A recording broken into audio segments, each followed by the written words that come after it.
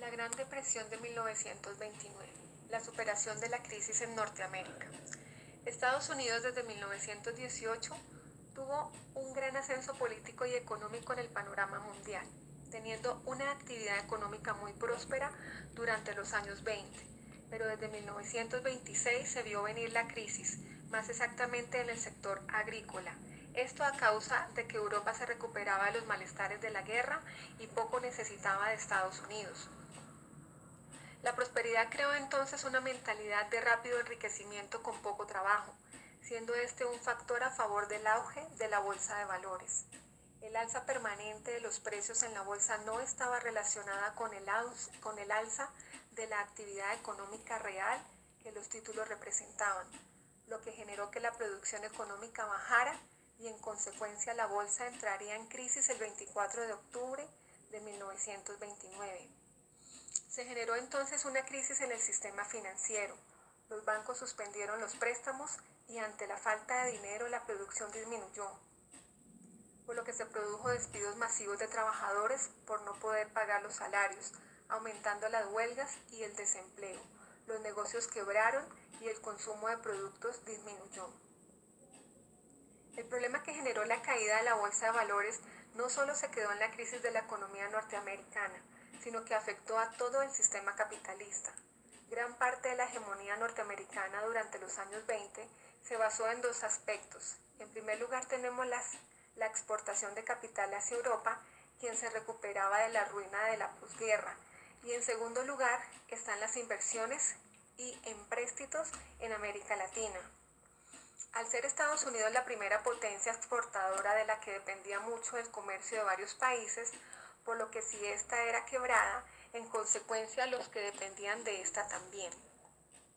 Ante esta crítica situación se decidió aumentar las tarifas aduaneras y retirarla los capitales en donde se tenía invertido por parte de Estados Unidos para atender la crisis interna, dejando sin un sustento económico a varios países dependientes de él.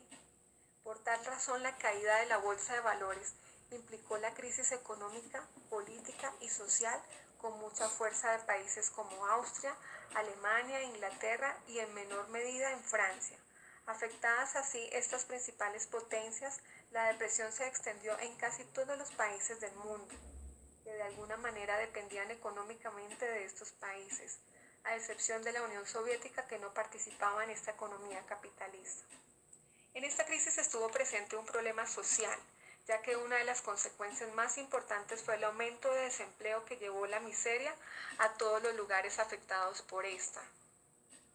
En Estados Unidos se vio la disminución del 25% de la población de trabajadores, en Inglaterra de un 22%, en Alemania el 44%. Esta situación empeoró en tanto que las medidas para superar la crisis se vieron dirigidos hacia los empresarios, descuidando así a clases medias, obreras y campesinos, lo que reforzó el antagonismo en las clases sociales, dado que pasó a movimientos de crítica y cuestionamiento de las bases del capitalismo, generando entonces la formación de nuevos partidos comunistas, el reforzamiento de los ya existentes y la consolidación de movimientos obreros y sindicalistas. La superación de la crisis. En la superación de la crisis del 29 en Estados Unidos encontramos un personaje de vital importancia. Es Franklin Delano Roosevelt, quien vence al candidato del Partido Republicano, el expresidente Herbert Clark Hoover, quien estaba en la presidencia desde 1929 y al cual sus medidas para contrarrestar la crisis terminaron en fracaso, ya que éstas llevaron a la recesión con más paro, más contratación del comercio internacional.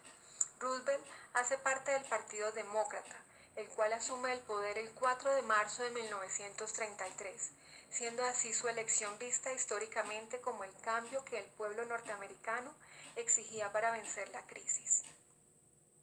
Ya en el poder, el presidente Roosevelt pone en marcha el programa New Deal, que traduce en español Nuevo Acuerdo, siendo este el proyecto para solventar la crisis, que se constituía por una serie de medidas que se llevarían a cabo en 1933 y 1937 para recuperar y reformar la economía de Estados Unidos tras la crisis.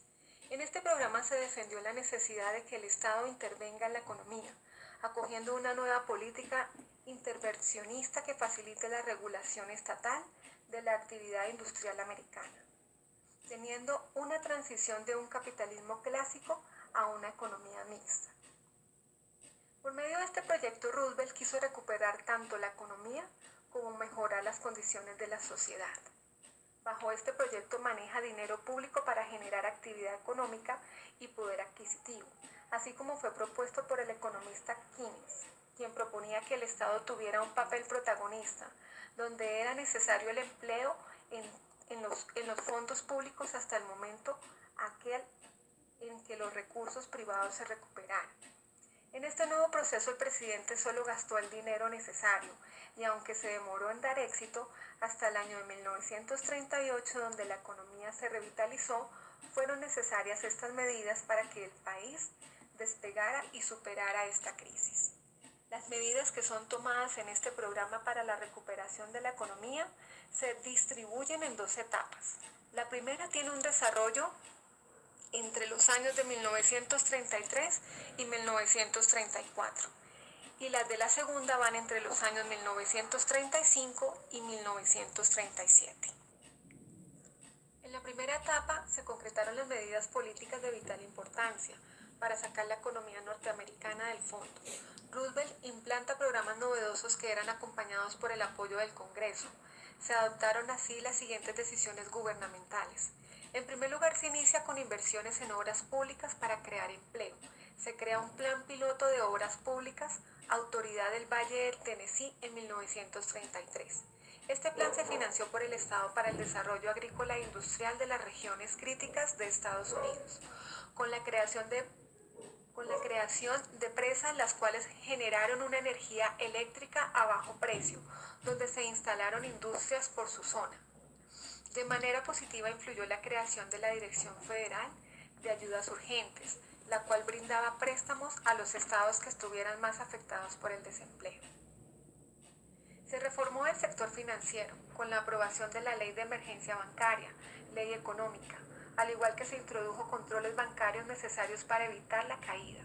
Gracias a esta ley se reguló el sistema de Wall Street y bancario, en donde se pudo crear un sistema estatal de garantías de depósitos, reabriendo los bancos y restableciendo los créditos.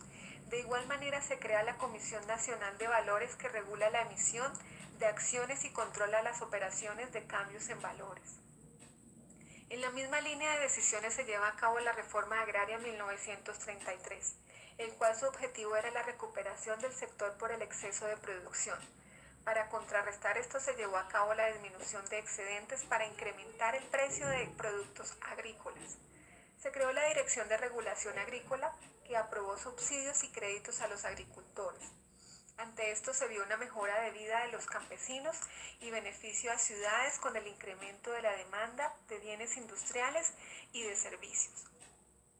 Por último, la Ley de Recuperación Industrial Nacional estableció un sistema de estabilización industrial que impide la libre competencia, mantiene los precios con beneficios mínimos a los empresarios, eliminando las prácticas desleales que provocan la caída de la economía.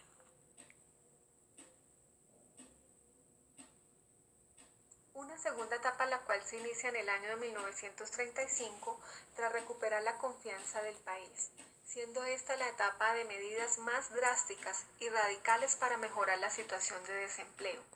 Estas eran más de contenido social que económico. La legislación laboral desarrollada durante este segundo periodo adquiere una relevancia jurídica. Para esta política fue necesario la colaboración de empresas privadas con el Estado, dando ayudas económicas a cambio de estabilidad de precios y de beneficios empresariales. Se crea entonces la agencia gubernamental. Con esta se da empleo a 3.800.000 personas entre el 35 y 41, quienes con su trabajo contribuyeron a la mejora de infraestructuras del país, construyendo colegios, carreteras y todo tipo de obras públicas. El programa New Deal llegó a su fin en el año de 1938, cuando se empezaron a hacer presentes las causas que originarían la Segunda Guerra Mundial, razón por la cual la administración demócrata volvió su mirada a Europa. Esto no cumplió todos los objetivos, ya que supuso una recuperación y una estabilización, pero no solucionó la crisis.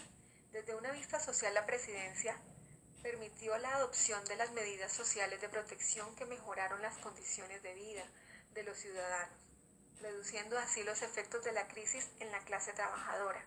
Y aunque en 1939 aún se encontraban afectados 10 millones de estadounidenses, estos eran beneficiarios de una buena cobertura social. Este programa generó un alivio en los obreros, quienes, al ser beneficiados por volvieron a depositar su confianza en la democracia de Estados Unidos, lo que fue llamado como la Revolución de Roosevelt. Mostró una respuesta valiente a los hechos de 1929.